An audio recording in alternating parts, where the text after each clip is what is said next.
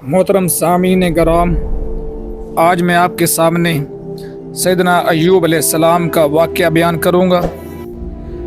इस वाक़ये को समझने से पहले तमहीदी तौर पर चंद बातों का समझना ज़रूरी है। अस्सलाम वालेकुम, आप देख रहे हैं सौते मुस्तफ़ा।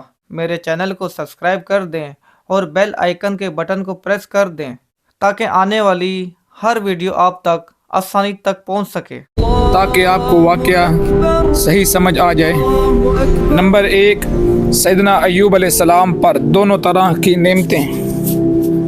नंबर 2, सैयदना अय्यूब अलैहिस्सलाम पर आजमाइश। नंबर 3, सैयदना अय्यूब अलैहिस्सलाम का सब्र और शुक्र। और नंबर 4, मुश्किलात पर सब्र और इनका अजर।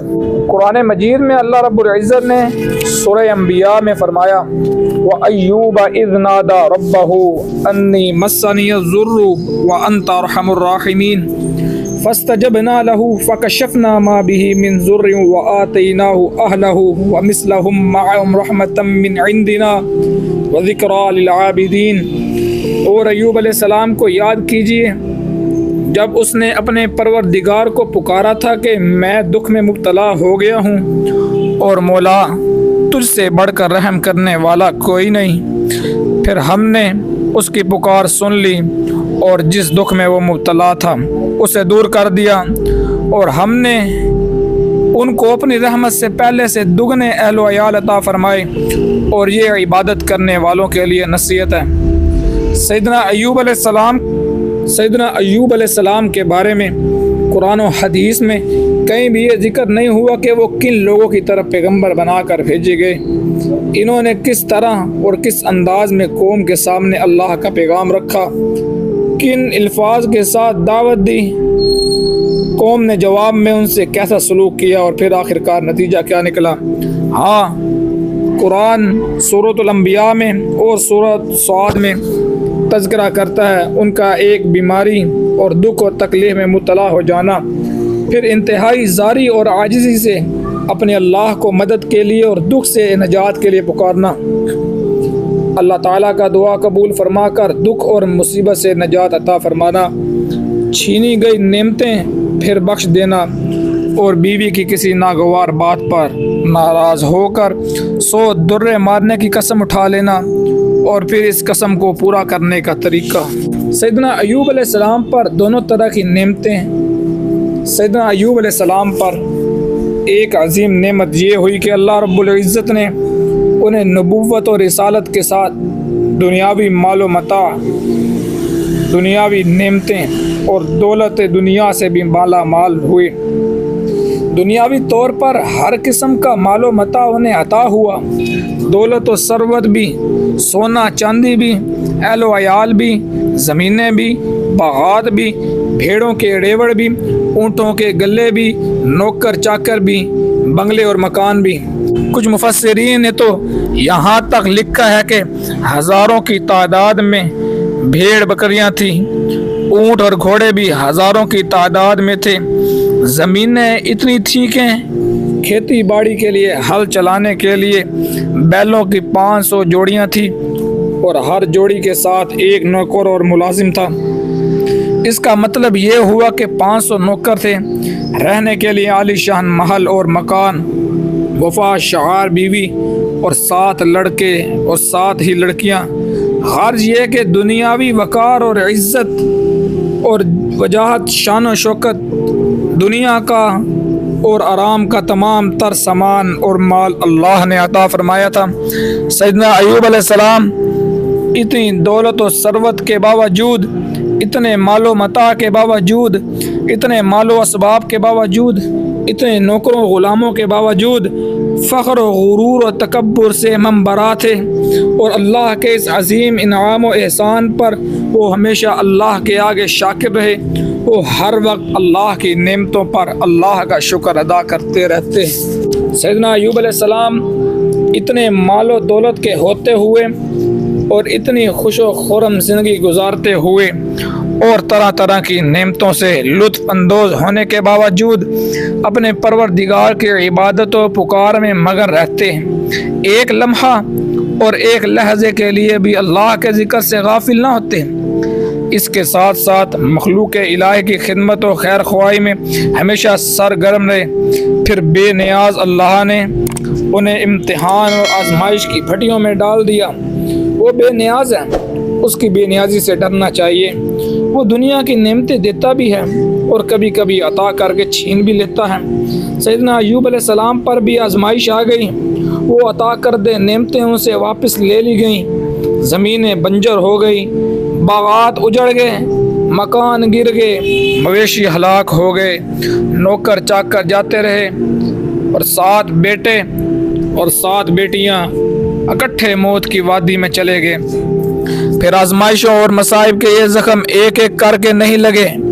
एक जख्म लगने के बाद संभलने और मरहम लगाने की मोहलत मिली हो, बल्कि ये जख्म और ये सारी मुसीबतें और ये सारे दुख और ये सारे गम यके बाद दीगरे मुसलसल लगते चले गए और देखते ही देखते दुनिया कुछ से कुछ होगी। सुख की जगह दुख ने ले ली, राहत का खाना गम से भर गया, खुशहाली का दौर बदहाली में बदल गया। मगर सैयदना अय्यूब अलैहिस्सलाम अज़्म व अज़मियत के कैसे पहाड़ साबित हुए, सब्र व इस्तिक़लाल का बहारे बेकिनार बन गए कि इस हालत में भी उनकी ज़ुबान सब्र व शुक्र के तराने गाती रही। वो नेमत में शाकिर रहे और मुसीबत में साबिर रहे। इस तरह साबिर के इम्तिहान लेने वाले को कहना पड़ा, इन्ना वजदनाहु साबिरा निअमल अब्द इन्नहु अव्वाब। बिलाशुबा हमने अय्यूब अलैहिस्सलाम को साबिर पाया, वो बेहतरीन बंदा था, अल्लाह की तरफ रुजू करने वाला था। ये तमाम नेमतें जब सैयदना अय्यूब अलैहिस्सलाम से वापस ले ली गईं तो इन्होंने यह कहकर शैतान की कमर तोड़ दी कि मैं वही हूँ जो माँ की पेट से बरहना पैदा हुआ था और इसी तरह बरहना दुनिया से जाऊँगा। अल्लाह ताला ने ये सब कुछ मुझे अता फरमाया था और अब उसी ने हर चीज़ वापस ले ली है। तमाम तर सिफ़तें उसी के लिए हैं और हर किस्म की पाकीज़गियाँ उसी को सजती हैं। जब तमाम औलाद के इकट्ठे मरने की खबर उन्हें पहुंचाई गई तो कहा, मौला मेरा एक दिल है, इसमें तेरी मोहब्बत भी थी और दिल के किसी कोने खुदरे में बशरी तकाज़ों के मुताबिक औलाद की मोहब्बत भी थी। अब औलाद के मरने के बाद मेरा दिल हर किसी की मोहब्बत से खाली हो गया है। अब दिल मेरा है और इसमें डेरा सिर्फ तेरा है। माल औलाद बागात मवेशी और नौकर चाकर सब ख़त्म हो गए। मगर सैयदना अय्यूब अलैहिस्सलाम हर दुख और मुसीबत पर साबिर और शाकिर रहे तो अल्लाह ने आजमाइश की आखिरी वादी से उन्हें गुजारा कि जिस्मानी बीमारी और बदनी दुख में मुब्तला हुए। जिस्म का गोश्त ख़त्म हो गया, हड्डियों का ढांचा होकर रह गए। बीमारी ने तूल पकड़ा और 18 साल पर मुहीत हो गई। पैगाम इलाही सुनाने पर और दावत तौहीद देने पर, पैगाम इलाही सुनाने पर और दावत तौहीद देने पर शहर में मुखालफत तो पहले ही ज़ोरों पर थी। मुखालफत का एक तूफ़ान उठा हुआ था। इस मौके पर लोगों ने उन्हें शहर से निकाल दिया। उनकी वफा शार बीवी रहमत उन्हें उठाकर शहर से दूर एक वीराने में ले आई। खिदमत करने वाली औलाद अल्लाह ने पहले फौत कर दी थी। बीमारी पर खर्च होने वाला माल अल्लाह ने पहले ही बर्बाद कर दिया था। अब तो एक बीमार पैगंबर है और एक सिनफ़े नाजुक उसकी बीवी है जो खावंद की खिदमत में लगी हुई है। सैयदना अय्यूब अलैहिस्सलाम ने दुआ मांगते हुए कितना प्यारा और तस्लीम और रज़ा से भरपूर जुमला अदा किया, अन्नी मस्सनी ज़ुर, मैं दुख में मुब्तला हो गया हूँ। यूँ नहीं फरमाया कि मौला तूने मुझे दुख में डाल दिया है, हालांकि हकीकत में देखा जाए तो दुख और सुख, राहत और मुसीबत, खुशी और गमी सब अल्लाह ही की तरफ से मुकद्दर हो। मगर सैयदना अय्यूब अलैहिस्सलाम ने अदब व एहतराम और तस्लीम और रज़ा के तकाज़ों को मलहूज़ रखा और दुख और मुसीबत की निस्बत अल्लाह की तरफ नहीं की। हम दूसरे अंबिया अलैहिस्सलाम को देखते हैं तो ये हद अदब उनमें भी बदरजा अतम मौजूद पाते हैं। अबुल बशर सैयदना आदम अलैहिस्सलाम दुआ करते हुए कहा, रब्बना ज़लमना अनफुसना इल्लम तग़फिर लना व तरहमना लनकूनन्ना मिनल खासिरीन। ऐ हमारे पालनहार, हमने अपनी जानों पर खुद ज़्यादती की, अगर तू हमें मुआफ़ नहीं करेगा और हम पर रहम नहीं फरमाएगा तो हम खसारा उठाने वालों में से हो जाएंगे। इसी तरह जद्दुल अंबिया सैयदना इब्राहीम अलैहिस्सलाम ने कहा, वइज़ा मरिज़तु फ़हुवा यशफ़ीन, जब मैं बीमार पड़ता हूँ तो अल्लाह ताला मुझे शिफा अता फरमाता है। सैयदना अय्यूब अलैहिस्सलाम इस आखिरी आजमाइश में भी 100% पूरा उतरे और इस इम्तिहान में भी पूरी तरह कामयाब हो गए तो रहमत बारी ताला जोश में आ गई। जवाब आया, फस्तजबना लहू फकशफना मा बिही मिन ज़ुर, हमने उनकी दुआ कबूल फरमाई, जो बीमारी और तकलीफ़ उन्हें लगी थी उसे दूर कर दिया। सूरह स्वाद में उनकी दुआ की कबूलियत को इस तरह बयान फरमाया, उरकुज़ बिरिजलिक हाज़ा मुग़तसलुम बारिदुम व शराब, मेरे अय्यूब अपना पाँव ज़मीन पर मारो, हम एक ठंडा चश्मा जारी कर देंगे, उसका पानी पी लीजिए, अंदर की बीमारियां ख़त्म हो जाएंगी, नहा लीजिए, बाहर की बीमारियां ख़त्म हो जाएंगी।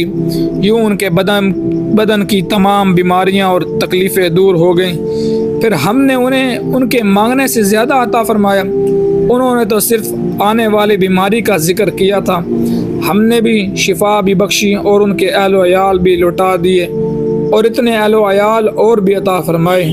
सैयदना अय्यूब अलैहिस्सलाम पर आने वाली मुसीबतों, दुखों, तकालीफ और रंजो अलम से ये हकीकत और ये बात वाज़ेह हो गई और साबित हो गई कि अल्लाह के बंदों में से जिस बंदे को अल्लाह ताला के साथ जिस कदर कुर्ब, नज़दीकी और ताल्लुक़ होता है, उसी निस्बत से वो बंदा आजमाया जाता है और मसाइब और तकालीफ की भट्टी में तपाया जाता है। और जब वो बंदा इन मसाइब और इन परेशानियों में सब्र से काम लेता है और शुक्र का जज्बा अपनाता है तो फिर वही मसाइब उस बंदे के दराजात की रिफ़ात और बुलंदी और अज़मतों का ज़रिया और सबब बन जाते हैं।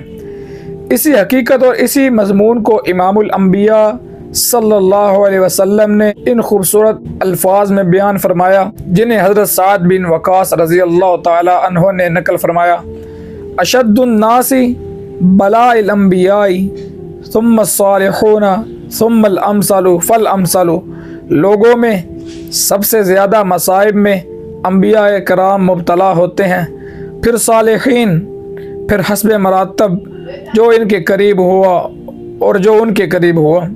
आगे फरमाया, इंसान अपनी दीनदारी के एतबार से मसाइब में मुब्तला होता है। अगर इंसान अपने दीन में पुख्ता हो तो इस पर मसाइब भी सख्त आते हैं। नबी अकरम सल्लल्लाहु अलैहि वसल्लम का एक और इरशाद गिरामी इस सिलसिले में समाअत फरमाइए। इस इरशाद को उम्मुल मोमिनीन सैयदा आयशा सिद्दीक़ा कायनात रज़ी अल्लाह ताला अन्हा रिवायत करती हैं, मुसलमान को एक कांटा चुभे या उससे ज़्यादा कोई तकलीफ़ हो, अल्लाह ताला उस तकलीफ़ की वजह से उस बंदे का एक गुनाह मिटा देते हैं और इसका एक दर्जा बुलंद कर देते हैं। सैयदना अय्यूब अलैहिस्सलाम को बीमारी कौन सी थी? सैयदना अय्यूब अलैहिस्सलाम जिस्मानी बीमारी में मुब्तला ज़रूर हुए, कुरान ने इसे इशारतन ज़िक्र भी किया, मगर बीमारी की नौयत से कुरान भी खामोश और हदीस भी खामोश है। न कुरान ने बताया कि बीमारी क्या थी और ना नबी अकरम सल्लल्लाहु अलैहि वसल्लम ने बीमारी की तफसील बयान फरमाई, ना साहबे रसूलुल्लाह सल्लल्लाहु अलैहि वसल्लम ने बीमारी की नौयत के बारे में लब कुशाई की। हाफिज़ इब्ने कसीर रहमतुल्लाह अलैह और इब्ने असाकर ने नबी बनी इसराइल के उलमा से नकल किया और इन दोनों की देखा देखी बाद के मुफस्सिरीन ने अपनी अपनी तफासिरों में ज़िक्र कर दिया कि सैयदना अय्यूब अलैहिस्सलाम के जिस्म में कीड़े पड़ गए थे और इन्होंने हज़रत अय्यूब अलैहिस्सलाम के बदन को खाना शुरू कर दिया था, मगर हमारे नज़दीक ये बात सही नहीं। एक तो इस वजह से कि कुरान और हदीस और असहाबे रसूलुल्लाह सल्लल्लाहु अलैहि वसल्लम ने बीमारी की वजाहत नहीं की, लिहाजा हमें बीमारी की नौयत और हकीकत की जुस्तजू करने की ज़रूरत नहीं है। और दूसरा इस बिना पर के अल्लाह ताला अंबिया किराम अलैहिमुस्सलाम को, जो अल्लाह ताला के चुने हुए प्यारे होते हैं, ऐसे हाल में मुब्तला नहीं करता जिससे लोगों को नफ़रत हो, देख कर घिन आए। अल्लाह ताला अंबिया कराम अलैहिस्सलाम के मुतालिक बयान फरमाते हैं, इन्नहुम इंदना लमिनल मुस्तफ़ीनल अखयार, बेशक वो हमारे पसंदीदा और नेक लोग हैं। और तीसरी दलील ये है कि मेरा और मेरी जमात इशादुत तौहीद व सुन्नत का मसलक ये है कि अंबिया किराम अलैहिस्सलाम के अजसाम वफ़ात के बाद भी उनकी कबूर में महफूज होते हैं, उन्हें वफ़ात के बाद भी कीड़े नहीं खा सकते। तो फिर हज़रत अय्यूब अलैहिस्सलाम को ज़िंदगी में कीड़े कैसे खा सकते हैं? असल हकीकत क्या है? सही इब्न हिब्बान ने और मुस्नद अबू याला ने और मुस्तदरक हाकिम ने हज़रत अनस बिन मालिक रज़ी अल्लाह ताला अन्हु से नबी अकरम सल्लल्लाहु अलैहि वसल्लम का ये इरशाद गिरामी नकल किया है कि हज़रत अय्यूब अलैहिस्सलाम अपनी बीमारी में 18 साल मुब्तला रहे। रिश्तेदार और दूसरे लोग इनसे दूर हो गए। इनकी बीवी इनकी खिदमत करती रहती थी। तफसीर रूहुल मानी ने अन्नी मस्सानी शैतानु बिनुस्बिन व अज़ाब कि मुझे शैतान ने मुसीबत और तकलीफ़ में मुब्तला कर दिया है। इस आयत की तफसीर में लिखा है कि एक दिन सैयदना अय्यूब अलैहिस्सलाम की बीवी किसी काम से जा रही थी कि रास्ते में इसने एक तबीब को देखा जो दर हकीकत शैतान था और सैयदना अय्यूब अलैहिस्सलाम के ईमान पर वार करने की कोशिश में था। वो इंसानी सूरत में तबीब और हकीम बनकर बैठा था। ये इसके करीब हुई और अपने खावन की तवील बीमारी का तज़किरा किया और इलाज की दरख्वास्त की। शैतान ने कहा, एक शर्त पर इलाज करूँगा, जब तुम्हारा खावन तंदुरुस्त हो जाए तो गैरुल्लाह के नाम पर जानवर ज़िबा करोगी। हज़रत अय्यूब अलैहिस्सलाम की बीवी चूँकि तवील बीमारी से इंतहाई परेशान और गमज़दा थी और साहिबुल गर्ज़ मजनून, इसलिए उनके दिल में शैतान के कौल की तरफ और शैतान के इस बात की तरफ मामूली मेलान और झुकाव हो गया। बीवी ने सारी बात हज़रत अय्यूब अलैहिस्सलाम के सामने ज़िक्र की तो वो उसी वक़्त समझ गए कि वो शैतान था और मेरे ईमान पर हमला आवर होना चाहता था। हज़रत अय्यूब अलैहिस्सलाम ने बीवी का कदर रुझान तबीब यानी शैतान की तरफ महसूस किया तो अल्लाह के नाम की कसम खाकर फरमाया कि अगर अल्लाह ने मुझे सेहत अता फरमाई तो तुझे इस अदना रुझान और मामूली मेलान की सज़ा के तौर पर 100 छड़ी मारूंगा। हज़रत अय्यूब अलैहिस्सलाम ने फरमाया, मेरी बदनी ताकत तो बीमारी ने ख़त्म कर दी है, अब तू मेरी ईमानी कुव्वत भी ख़त्म करना चाहती है। बीवी ने कहा, फिर अपने मौला और मालिक के सामने शिफा की दरख्वास्त पेश कीजिए ना। इससे पहले हज़रत अय्यूब अलैहिस्सलाम शिफा की दरख्वास्त इसलिए नहीं करते थे कि कहीं बेसब्री और नाशुक्री के ज़ुमरे में ना आ जाएं और अल्लाह मेरी दरख्वास्त और दुआ के जवाब में फ़रमाए, मेरे प्यारे पैगंबर, अभी तुमने इतने दुख तो नहीं देखे जितने सुख देख चुके हो, मगर आज तो हद हो गई है कि शैतान ने आखिरी जाल बिछा दिया।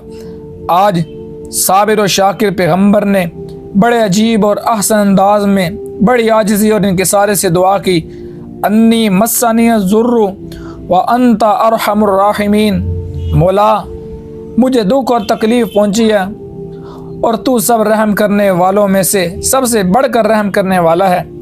सैयदना अय्यूब अलैहिस्सलाम की दुआ की बलागत और हुस्न को ज़रा देखिए कि इन्होंने अपने दुख, दर्द, तकलीफ़ का हवाला तो दिया मगर हरफ़े मद्दा ज़ुबान पर नहीं लाए, बल्कि उसे अल्लाह की रहमत के सुपुर्द कर दिया। मौला, मैंने अपने दुख तेरे आगे पेश कर दिया है और मुआमला तेरी रहमत पर छोड़ दिया है। तू जो कुछ करेगा अपनी शान रहीमी और अपनी रहमत के तकाज़ों के मुताबिक करेगा। यही वो मकाम है जिसको मकाम रज़ा कहते हैं। जो इस अजीम मकाम को पा लेता है इसी को कहा जाता है इरजिई इला रब्बी की राज़ियतम मर्ज़िया। सैयदना अय्यूब अलैहिस्सलाम ने दुआ मांगते हुए कितना प्यारा और तस्लीम व रज़ा से भरपूर जुमला अदा किया, अन्नी मस्सानी ज़ुर, मैं दुख में मुब्तला हो गया हूँ। यूँ नहीं फरमाया कि मौला तूने मुझे दुख में डाल दिया है, हालांकि हकीकत में देखा जाए तो दुख और सुख, राहत और मुसीबत, खुशी और गमी सब अल्लाह ही की तरफ से मुकद्दर होता है। मगर सैयदना अय्यूब अलैहिस्सलाम ने अदब व एहतराम और तस्लीम व रज़ा के तकाज़ों को मरहूज़ रखा और दुख और मुसीबत की निस्बत अल्लाह की तरफ नहीं की। हम दूसरे अम्बिया अलैहिमुस्सलाम को देखते हैं तो ये हद अदब उनमें भी बदरजाए अतम मौजूद पाते हैं। अबुल बशर सैयदना आदम अलैहिस्सलाम ने दुआ करते हुए कहा, रब्बना ज़लमना अनफुसना व इल्लम तग़फिर लना व तरहमना लनकूनन्ना मिनल खासिरीन। इब्राहीम अलैहिस्सलाम ने फरमाया, व इज़ा मरिज़तु फहुवा यशफ़ीन। सूरह स्वाद में अल्लाह रब्बुल इज़्ज़त ने सैयदना अय्यूब अलैहिस्सलाम की दुआ को इस तरह ज़िक्र फरमाया, इज़ नादा रब्बहु अन्नी मस्सनी शैतान बिनुस्बिन व अज़ाब। मौला, शैतान ने मुझे सख्त दुख और तकलीफ़ में मुब्तला कर दिया है। सैयदना अय्यूब अलैहिस्सलाम की दुआ में अन्नी मस्सनी शैतान बिनुस्बिन व अज़ाब, इनके जुमलों में उन पर आने वाले मसाइब, दुख, रंज व गम, परेशानियाँ, गोया के मुसीबत के दौर और ज़माने की सारी दास्तान आ गई। और फिर अंत अरहमुर राहिमीन, मौला तू तमाम प्यार करने वालों में से ज़्यादा प्यार करने वाला है। ज़रा इस जुमले पर गौर कीजिए, इसमें अल्लाह की हम्द व सना भी हो गई, सब्र और शुक्र का दामन भी नहीं छूटा, तलब और मांगने का हाथ भी दराज हो गया, और इज़्ज़ व नियाज और इनकी सारी बंदगी हुज़ूर की भी हद हो गई। मौला मैं दुखी हूँ, कितने बरसों से दुखी हूँ, सब प्यार करने वाले छूट गए। मौला तुझसे बढ़कर कौन है जो प्यार करने वाला है। तूबा लिअब्दिन तकून मौलाहु, खुशबख्त है वो बंदा जिसका तू दोस्त है। कि सैयदना अय्यूब अलैहिस्सलाम के इस वाक़े से एक बात तो मालूम हुई कि सेहत और बीमारी, दुख और सुख, मुसीबत और राहत पहुँचाने के तमाम तार इख्तियारात सिर्फ़ और सिर्फ अल्लाह के पास हैं। किसी को बीमारी से सेहत अता करना किसी नबी वली, किसी पीरो पैगम्बर, किसी बड़े और छोटे, किसी जिंदे और मुर्दे के इख्तियार और हाथ में नहीं है। सैयदना इब्राहीम अलैहिस्सलाम ने कहा था, व इज़ा मरिज़तु फहुवा यशफ़ीन, जब मैं बीमार होता हूँ तो वो अल्लाह मुझे शिफा अता फरमाता है।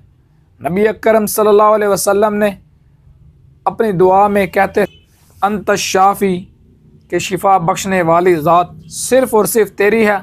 अगर सेहत देना, तंदुरुस्ती अता करना अल्लाह रब्बुल इज़्ज़त के सिवा किसी और के हाथ में होता तो हज़रत अय्यूब अलैहिस्सलाम इतने तवील अरसे तक कभी बीमार न रहते।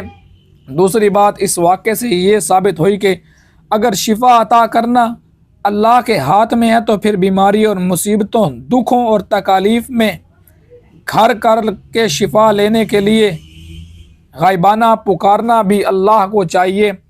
जिस तरह सैयदना अय्यूब अलैहिस्सलाम ने मसाइब में मुब्तला होकर अल्लाह ही को पुकारा, इसलिए कि गायबाना पुकार को सुनने वाला भी सिर्फ़ और सिर्फ अल्लाह रब्बुल इज़्ज़त है।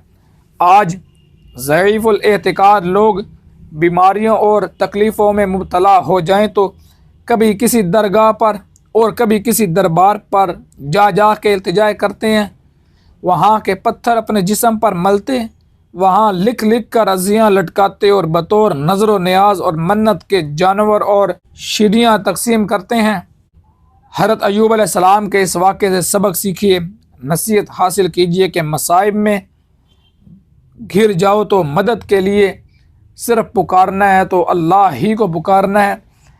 क्यों कि इसलिए कि शिफा देने के सारे ख़जाने उसी के पास हैं।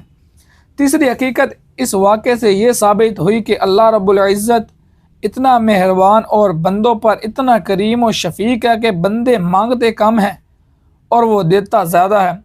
बंदे अपने ज़र्फ़ और चादर के मुताबिक मांगते हैं और वो अपने रहमत और फ़ज़ल से ज़्यादा अता करता है।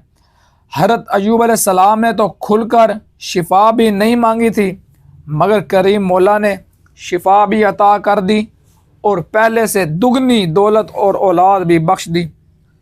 सैयदना अय्यूब अलैहिस्सलाम को देखकर बीवी का ताज्जुब। नबी अकरम सल्लल्लाहु अलैहि वसल्लम ने फरमाया कि अल्लाह ताला ने हज़रत अय्यूब अलैहिस्सलाम की सारी बीमारियों को इस चश्मे में नहाने से दूर कर दिया और पानी के पीने से उनके बदन में ताकत व चुस्ती आ गई और वो पहले से ज़्यादा हसीन और सेहतमंद हो गए।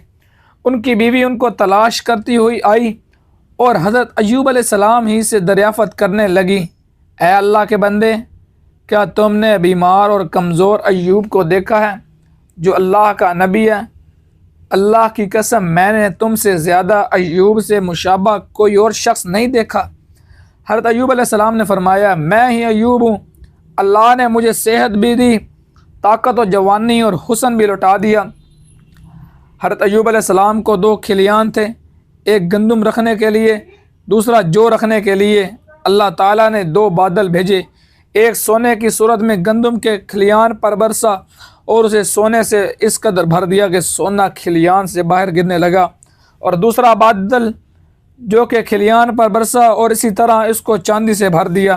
बुखारी की एक हदीस, इमाम बुखारी रहमतुल्लाह ने अपनी शरह आफाक किताब सहीह बुखारी में सैयदना अबू हुरैरा रज़ी अल्लाह ताला अन्हु से एक हदीस नकल फरमाई कि हज़रत अय्यूब अलैहिस्सलाम गुस्ल कर रहे थे कि अल्लाह रब्बुल इज़्ज़त ने सोने की चंद टिड्डियाँ उन पर बरसाई। हज़रत अय्यूब अलैहिस्सलाम सोने की टिड्डियों को मिठाइयाँ भर भर कर कपड़े में रखने लगे कि अल्लाह ने आवाज़ लगाई, ऐ अय्यूब, क्या हमने दौलत दुनिया देकर आपको सोने और चांदी से बेपरवाह नहीं कर दिया? हज़रत अय्यूब अलैहिस्सलाम ने जवाब में अर्ज़ किया, बला या रब्बी वलाकिल्ला गिनन ली अन बरकतिका। मौला, तेरी बात सही है, मगर तेरी नेमतों और बरकतों से कौन कब बेपरवाह हो सकता है। अल्लाह रब्बुल इज़्ज़त ने हज़रत अय्यूब अलैहिस्सलाम के इस वाक़े को सूरतुल अंबिया में ज़िक्रा लिल आबिदीन और सूरह स्वाद में ज़िक्रा लिउलिल अलबाब करार दिया। यानी इस वाक़े में इबादत गुजार बंदों के लिए और अक्लमंद लोगों के लिए नसीहत और याद दहानी और सबक मौजूद है कि अल्लाह ताला अपने नेक और वफ़ाशार बंदों की वफ़ादारी का इम्तिहान करता है, और अल्लाह के नज़दीक कामयाब वही लोग होते हैं जो इस इम्तिहान में साबित कदम रहते हैं, और इस इम्तिहान में अल्लाह की तरफ पूरी तवज्जो और इसका ज़िक्र ही इस इम्तिहान में कामयाबी का ज़ीना है। और ये नसीहत है कि हर इम्तिहान और हर आजमाइश के लिए एक हद मुकर्रर है, फिर आजमाइश टल जाती है और बंदे को इनामात से माला माल कर दिया जाता है। इस वाक़े में ये नसीहत भी है कि मसाइब और तकालीफ़ और आजमाइशों में सब्र करना चाहिए, और ये नसीहत भी कि मसाइब में घिर कर अल्लाह ही को पुकारना चाहिए। और इस वाक़या में अक्लमंदों के लिए ये नसीहत भी है कि नाउमीदी और मायूसी गुनाह है, हालात कुछ ही क्यों ना हो, मसाइब और तकालीफ़ ने बंद गली में धकेल दिया हो, रास्ते और असबाब मफकूद हो गए हों, फिर भी रब की रहमत से मायूस नहीं होना चाहिए। रब की रहमत से मायूस होना मोमिनों का नहीं, कुफ्फार का शेवा है। आप देख रहे हैं सौते मुस्तफ़ा। मेरे चैनल को सब्सक्राइब कर दें